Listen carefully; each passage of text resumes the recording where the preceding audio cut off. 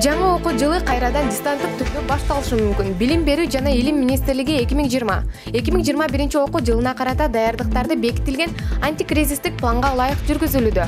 Бул тууралуу Билим берүү жана илим министрлигинин басма сөз кызматы маалымдады.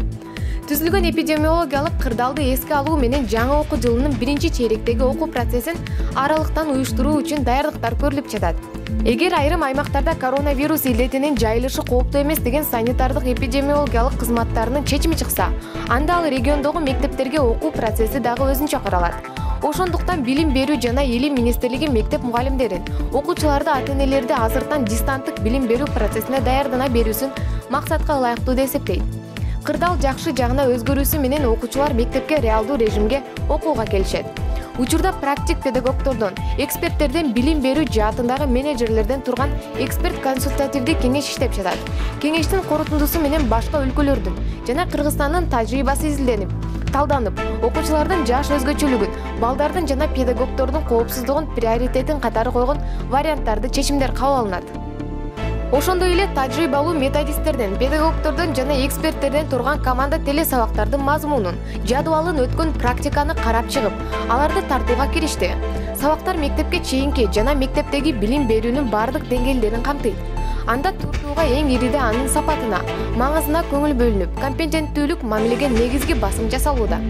Бул максатта конкреттүү методикалык жана техникалык талаптарды камтыган атайын методикалык колдонма иштелип чыкты. Буга кошумча мугалимдер жана методисттер үчүн окутууларды, циклдерди уюштурулуп, ийгиликтүү тажрыйба республиканын мугалимдерине да жайылтылат. Окуучуларды онлайн тестирдөөгө мүмкүндүк берген платформаны жакшыртуу иштери улантууда. Окуу китептерин электрондоштуруп, аларды Kitep.edu.gov Check It KG платформасына жайгаштырууда учурда жасалып жатат. Дистанттык билим берүүнүн өркүндөтүлгөн технологиялары кеңири колдонууга алынат. Булак Назар News KG. Жакында эле оорудан айыгып чыккан саясатчы Камчыбек Ташиев Кыргыз элине кайрылуу жасады. Ал өз кайрылуусунда өлкөдөгү абал тууралуу сөз кылып, Кыргыз элин биримдикке чакырды. Эске сала кетсек, 4-июлда саясатчы жана анын жубайы пневмония илдетине чалдыкканы тууралуу маалымат тараган. Кийин анын абалы оорлошуп кеткени айтылып, 9-июлда илдеттен айыгып, ооруканадан чыкканы маалымдалган. Урматтуу эл журт, мына бүгүнкү оор кырдаалда, апат күндөрдө элибиз кыйналып, адамдар ооруп турган маалда жер-жерлерде элдер чогулуп, ар бир айылдарда, ар бир кыштактарда, район, облустарда элдерибиз чогулуп алып туруп, өздөрүнүн жардамын бере башташты.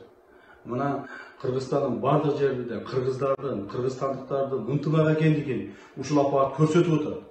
Ошондуктан урматтуу эл журтум, мен силерге кайрылып кетемин. Силердин улууңар катары, силердин ушул мени таанаган, билген адамдар катары кайрылып кетемин. Бириккиле, чогулгула, чогулуп алып туруп ушул апатка каршы чабышайлы, согушайлы. Биз эмне үчүн карап турушубуз керек? Эмне үчүн биз карап турушубуз керек? Апат келип бизди баарыбызды согуп атса, жыгытып атса, досторубузду, туугандарыбызды алып кетип атса, биз эмне үчүн карап турушубуз керек? Биз чабышышыбыз керек. Биз булар менен тытышышыбыз керек.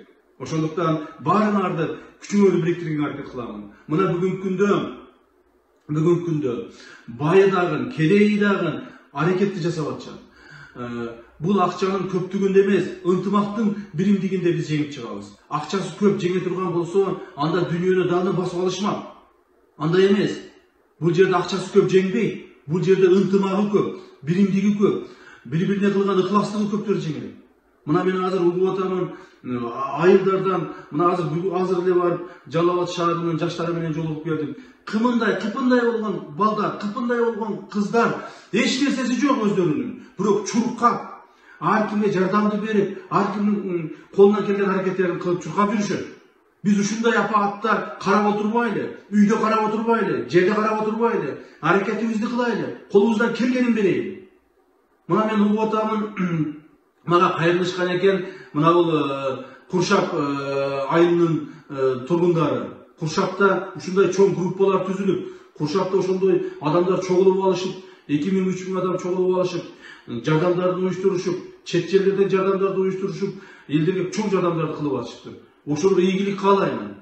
Рахмат. Ошол жерде Кубанч аке деген бар экен, Алмаз деген бир укам бар экен, чогулуп алып аракет кылып атышты. Силерге ийгилик каалайм. Ушул ынтымагыңардан жазбагыла, урматтуу куршаптыктар.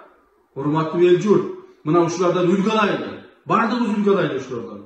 Ошондуктан мен Кудай кааласа ушу 1-2 күндөн бери жакшы болуп калдым. Биз эми тынбайбыз. Биз тынбайбыз, ушул апаатты жеңип чыкчакты.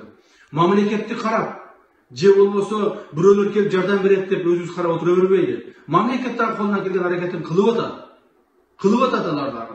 Бирок эгерде ошолор деле карап отура бере турган болсок, биз убакыттан уттуруп коебуз. Биз убакыттан уттурбашыбыз керек. Мекендештерибизди, өзүбүздүн тууган уругубузду, дос жарларыбызды, айылдаштарыбызды сактап калышыбыз керек. Мен баарыңыздарга ийгилик каалайм. Биз аягына чейин чабышабыз. Ийгилик болсун баарыңа.